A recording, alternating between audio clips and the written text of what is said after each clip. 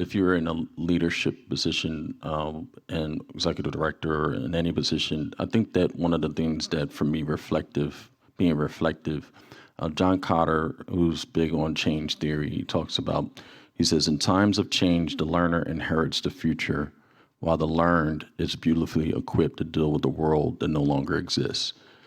And when what we're seeing is just rapid change, right, that's happening, right? And in thinking about teachers, how is this change impacting them psychologically in a sense of its impact to them directly, not only outside of the school, but also inside of the school as education is changing, as the race to the top to AI, as all these different things that are being required of them. It's the needs of the diverse needs of the students, meeting IEPs, making sure you know all of that, grades, all of that.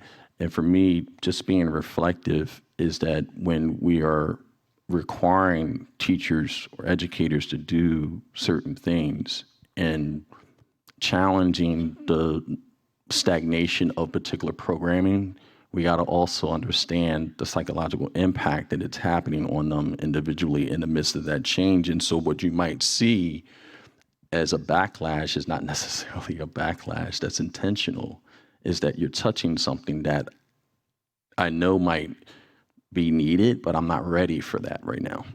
So I think it's important to be vulnerable and open, to have that time to dialogue about that, and going to students is creating listening sessions. I always try to be available to my students, the student government, having listening sessions to allow for students to really share what they're navigating through. Technology-wise, we increased the policy that technology needs to be away during instructional time, because it's such a distraction on so many levels. There's so much content that they're getting, of which many of it is not true, conflicting with what they're supposed to be doing anyway, right? So I think it's important just from administrator, just be reflective and being open.